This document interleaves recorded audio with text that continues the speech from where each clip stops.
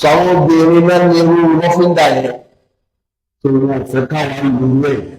ọ̀nà ìlú ìdàlọ́ wọn kọ́ àfihàn àfihàn àfihàn àfihàn nínú tí àwọn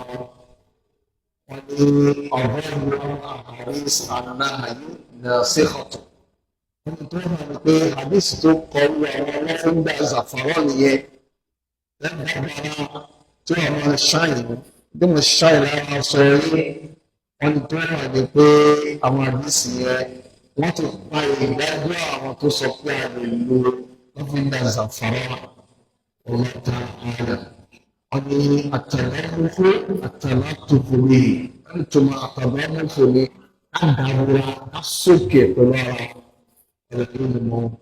ẹ̀ńdàwọ̀ ìyẹn jẹ́ àlàyé tí a máa fẹ́ ṣe lórí ọ̀rọ̀ التدرج بالخلوف والله تعالى أعلم. بعض التدريب الترغيب في الوضوء وإسبابه شبه كرسي كما شرع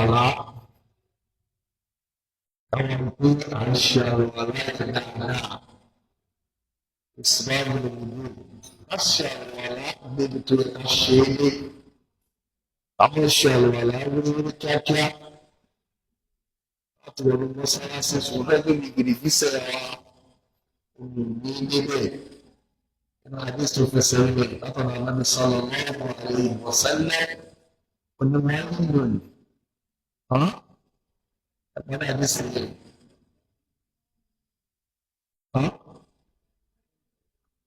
wọ́n ń lò nílà àkọ́rí nílẹ̀ náà. Àwọn sallallahu alaihi wasallam ní ó máa bẹ fún àwọn gìrìgísẹ̀ nínú náà àwọn gìrìgísẹ̀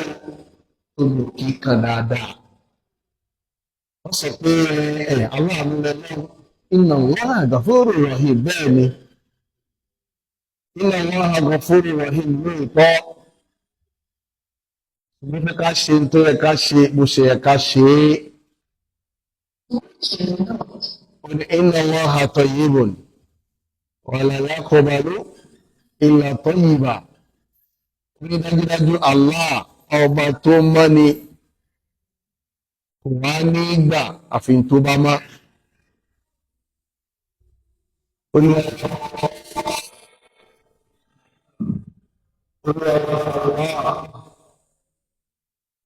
ọba tó mọ́ ni o wala yaqbalu illa tayyiba tí ó gbà wọn tó mọ́ ni tó bá ní kó ṣe ìjọsìn lójú padà kan rí kó ṣe gbólówá ṣe ní kó ṣe tó bá ṣe rẹ̀ nígbà ọmọ kí ló ní ìsìnkú kọjú sí kébìlà ní oyè náà kò nígbà tó fẹ́ ká ṣe tó bá yẹ ká ṣe tó fẹ́ ká ṣe tó yẹ ká ṣe ká ṣe bó ṣe ká ṣe.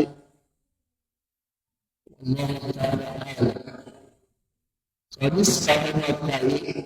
Imam tadi dia masih buahnya konklusi kama syalwala ada al-hadis al-awwal fil bab an ibn Umar radhiyallahu ta'ala anhuma an abihi an nabi sallallahu alaihi wasallam fi su'ali Jibril iyyahu an al-islam. Hadis Abdullah bin Umar. Hadis Abdullah bin Umar. Al-Arba'un Nawawiyah. Ti Abdullah bin Umar. Hadis Jibril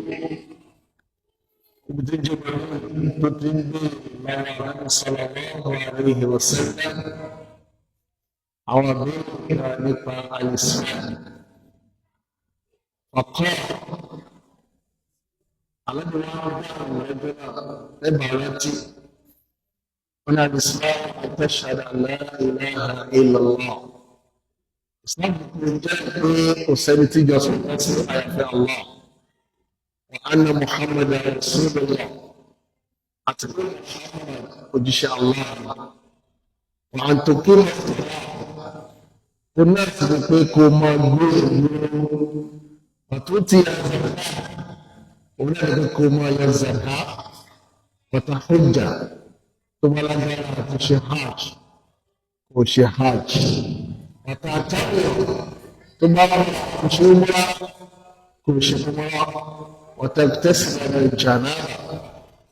nínú ìsìláàmù náà ni wípé tó bá lu jánábà kó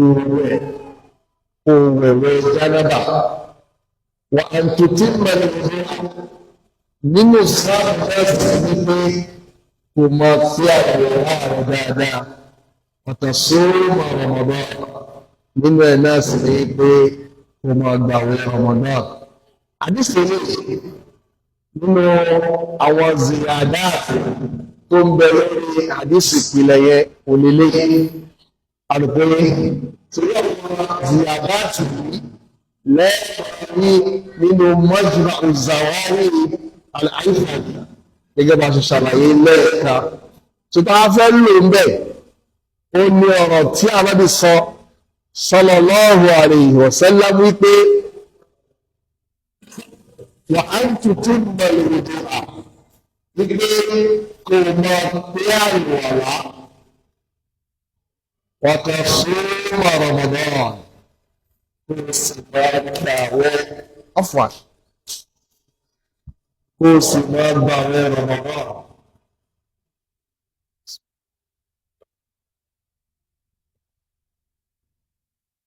Báyìí ní báyìí ẹ̀rù fún ìtìdí ìbàjẹ́ mẹ́.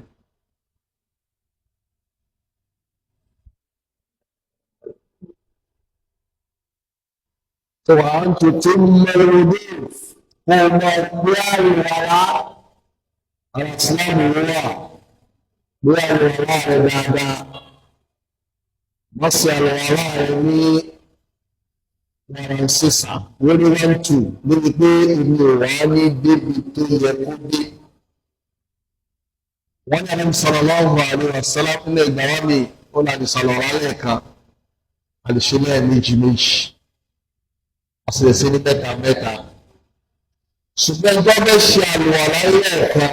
iṣẹ́ ńlá ni o ó fẹ́ máa fọ oríkèéríkèé ara tí a máa ń fọ níbi àlùwàlá ó fẹ́ fọ lẹ́ẹ̀kọ̀ọ̀kan ó farabalẹ̀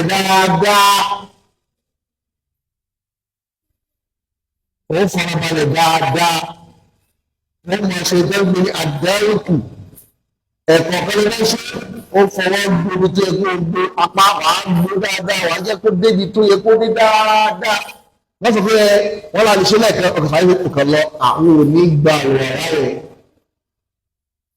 ní ọ̀gá náà ti gba àwọ̀ aláyẹ̀ pọ́blẹ̀mù ti bá sọ láti ẹ̀ lẹ́yìn àkó ṣàrọ̀ wa nínú ilẹ̀ tó ń kírun tí mo ní gba ìrún rẹ̀ tó ní pàrọ̀ àlá tó fi kírun yẹn wọlé. قال فإذا فعلت ذلك فأنا مسلم wọ́n ní mọ́dún béèrè nígbàsẹ̀ tí mo bá ti ṣe bẹ́ẹ̀ afran jìbìrì ìbéèrè lọ́wọ́ àwọn ìgbésẹ̀ tí mo bá ti ṣe bí o ṣe sọ yẹ mùsùlùmí ni níbà yẹ qala na'am alábi níbẹ̀ ni mùsùlùmí yẹ qala sadaqta jìbìrì wá ní oṣù òdodo ẹ̀rí kan náà ó sì wá pé fa àìjẹ́bùnà aláwọ̀ yas'aluhu wa yusaddiqu pé a ṣe mọ̀ nípa arákùnrin yẹn bí ẹni bẹ̀rẹ̀ ìbéèrè lọ́wọ́ ànábì omi tó sọ fún ànábì sallallahu alaihi wasallam òdodo ló sọ. àdìsí yẹn wọ́n ní Khuzaimah fi sahihi hákàmà bá ti gbé wáyé ó sì wà nínú sahihi Khuzaimah nìyẹn wọ́n ní wọ́n fi sahihayn àdìsí náà bẹ́ẹ̀ Bukhari àti Muslim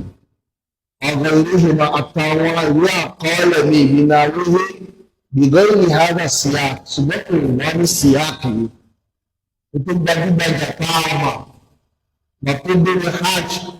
ó ní Ramadan rẹ̀ tán kò sọ́nà mọ́nà kò sọ́nà bí sì jà lọ́dà bẹ́ẹ̀ kò sì sí ọ̀rọ̀ ìtìmọ́mù wudu kò sí náà níbẹ̀ wal ilmu inda Allah olùwẹ̀lẹ́ náà wà nìkan ló ní máa jù sọ àdìsẹ́ kọ́ ẹ pé ká máa ṣàlùwàlá wa dáadáa ká farabalẹ̀ ká máa ṣàlùwàlá ó sọ fún wa ká ní ìsìnláka alákàtọ́ látara pa ṣàlùwàlá wa dáadáa ju kí tọ́lá báràkà alákọ̀ọ́kọ́ kálù àlàwà má da tó bá báràkà alákọ̀ọ́kọ́ kálù àlàwà rẹ̀ ò da gbogbo rákà tó kù náà null avoid wọn nullify yẹn gbogbo dára kó mọ da iṣẹ́ wa lù wá láyà àdìsẹ́ ẹlẹ́kejì ló bá mú yẹn ìta kan yẹn àdìsẹ́ sahih ẹlẹ́kejì yẹn náà fẹ́ ka sahih àdàbí ìwúrẹ́ rẹ̀ tọrọ bí ọlọ́run tọrọ àlùbọ̀ àbúkọ̀ àbúrò rẹ̀ kú ọba ayélu sí kọ́ọ̀rọ̀ ó ní سمعت رسول الله صلى الله عليه وسلم يقول ومن بدون إن شاء الله صيبي إن أمتي يدعون يوم القيامة غرا محجل من آثار الوضوء فمن استطاع منكم أن يطيل غرته فليفعل من النبي صلى الله عليه وسلم صيبي إن أمتي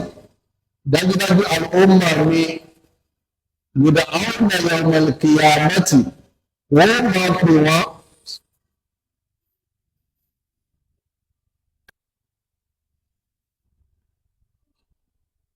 wọ́n máa pe àwọn àlùkọ́mọ́ ní àwọn mùsùlùmí wọ́n máa pe wọ́n gbọ́gbẹ́gbẹ́ àkìyàmọ̀ wọ́n máa ké sí wọn àwọn mùsùlùmí ẹ máa bọ̀ ẹ máa bọ̀ ẹ máa bọ̀ gúrọ̀ muhajjalin gúrọ̀ wọ́n máa pe wọ́n látara àwọn ìmọ́lẹ̀ tí ó máa wà níwájú orí wọn ìmọ́lẹ̀ wájú orí ní gúrù muhajjalin àti látara àwọn ìmọ́lẹ̀ tí ó máa wà ní ìbáṣẹ wọn ọwọ́ ẹsẹ̀ wọn báyìí nínú àfáàrí wujú látara àwọn orípa àlùwà látọmọ ṣe láyé ṣùgbọ́n ìmọ́lẹ̀ wájú orí muhajjalin ìmọ́lẹ̀ níbi ọwọ́ àti ẹsẹ̀ onífìmọ̀ dá àwọn àlọ́ ọmọ ànábì wa Muhammad sallallahu alayhi wa sallam tó bá jáde kìyàmà àwọn oríkèéríkèé ara tó máa ń ṣàlùwàrà rẹ̀ láyé yẹn ìmọ́lẹ̀ ló máa dà fún wa tó bá di àlùkìyàmà tó bá ti gbogbo àwọn àlùmọ̀ àwọn ìjọ lóríṣiríṣi àwọn èèyàn tó ti kú tipẹ́tipẹ́ láyé ànábì wa Áádà ayé ànábì Nóòhù ayé ànábì àti bẹ́ẹ̀ bẹ́ẹ̀ lọ ànábì Ìsá ànábì Mùsá tọ́bá gbogbo àwọn ọmọ wọn fẹ́ gbé wọn dìde àwọn ọmọ lẹ́yìn ànábì wa Muhammad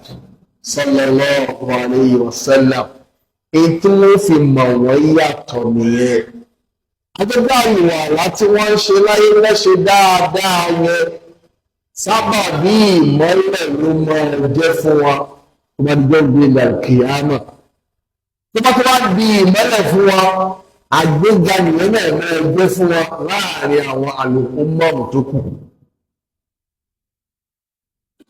Torí pé àwọn ọmọlẹ́yìn àlẹ́wà Muhammad sallallahu alayhi wa sallam àwọn ló dáa jù ní láàrin gbogbo àwọn tó ń tẹ̀lé àwọn ànábì wọn. Oríṣiríṣi àwọn mùsùlùmí àwọn tí wọ́n tẹ̀lé ànábì Áádà mùsùlùmí ni wọ́n àwọn tó tẹ̀lé ànábì Nóòhù lọ́jọ́ wọn ní ọkọ̀ ojú omi lọ́jọ́ kìíní àná mùsùlùmí ni wọ́n àwọn tó tẹ̀lé ànábì Ibrahim alayhi salatu wa salam mùsùlùmí ni wọ́n àwọn tó tẹ̀lé ànábì Musa Moses mùsùlùmí ni wọ́n àwọn tó tẹ̀lé ànábì Ìsá tí wọ́n sọ Jesus Christ dọ́lọ́run tó sì bí lọ́mọ Ọlọ́run mùsùlùmí làwọn náà wọ́n gbé gbogbo wọn dìde lẹ́yìn àwọn ànábì yẹn tó bá di jọ́ ọ̀gbẹ́gbà kìyàmà gẹ́gẹ́ bí wọ́n ṣe gbé àwọn mùsùlùmí tó jẹ́ ọmọ lẹ́yìn ànábì wa Muhammad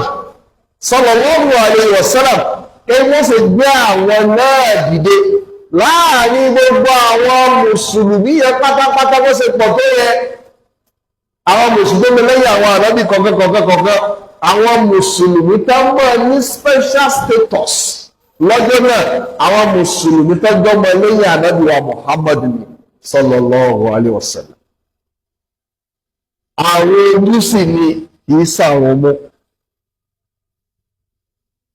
gbogbo aráyé mọ̀ nílẹ̀ tó mọ́ lónìí yìí pé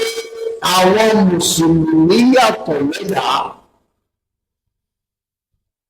Ẹgbẹ́ mọ́ pariwo àwọn mùsùlùmí aláyé mùsùlùmí aláyé ti pọ̀ jù kiri kan rẹ̀. Wọ́n ń jẹ̀ràn wa, wọ́n ń ṣe kéèta wá ní.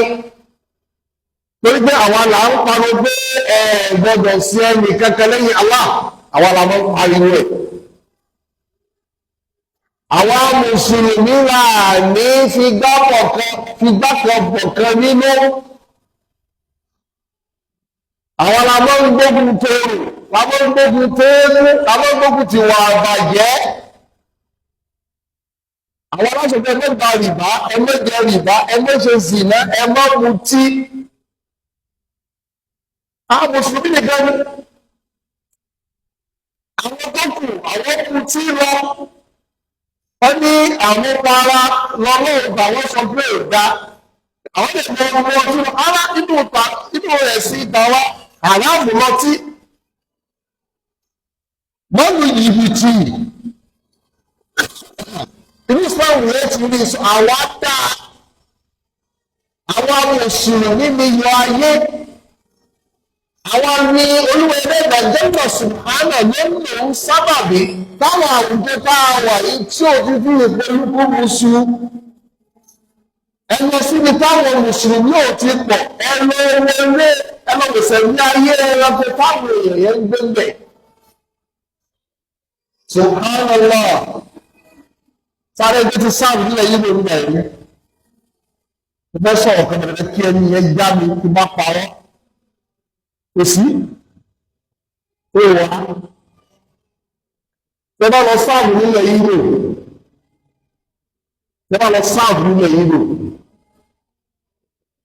Tẹ bá ń gbélé bàbá Ìgbò kan, Ìgbò gbà yín sílé as a landlord. Tó bá ní àwọn ọmọbìnrin tó fi bàlágà dáadáa, yóò mọ̀ sọ fún yín pé kọ́bà. Tó ṣe láwọn ọmọbìnrin orin yìí, wọ́n fúri o, nítorí wọ́n wù ọ́ lòlùmọ́ bá wọn ṣe. They don't care. Ẹgbẹ́ sáàrùn nílẹ̀ Ìgbò ẹni kó wá dá mi. Bàbá ní ọmọ sọ fún ọkùnrin àjòjì tó wá gbé ilé rẹ̀ wípé mo fọ ní ìjáàzà tó bá fẹ́ bá àwọn ọmọ òun obìnrin ṣe zìnà máa bá wọn ṣe. Àwọn ọlọ́dún ní àmọ́ bínú wípé kọ́pà ó gbé gẹ́fúrẹ́ǹdì wá láti tàgbà ó ṣe pé gbé láti tà níta táwọn ọmọ òun bẹ lé calculation rẹ̀ mọ́ calculation rẹ̀ ní pé tí kọ́pà bá ń bá àwọn ọmọ òun ṣe zìnà àwọn ọmọ ọmọ rí owó táàpù lára rẹ̀ wọ́n mọ̀ ráyè leave wọ́n fi lè fi òun tó ti calculation rẹ̀ nìyẹn. Àwọn òde máì ọmọ ẹ bá lóyún good tó bá ní oyún lákàtà bàbá rẹ̀ àwọn máì kò ṣe problem. Wọ́n sọ fún pápá pé tó bá ti lásìkò tó bá lò tán kó mọ́ lọ kó mọ́ bèèrè inú kankan o. Inú ilé náà ni ó ti bí ọmọ yẹn. Ibẹ̀ ni ó ti rèé dàgbà. Ọmọ yẹn máa dàgbà yóò máa rí bàbá ìyá rẹ̀ ní bàbá òun. Wọ́n kàn sí ìhà pẹ̀lú ilé lẹ́nu life continues yẹ. Àwọn ojú yẹn dúdú gan. Mo mú àpẹẹrẹ wá torí pé olú súnmọ́ wa.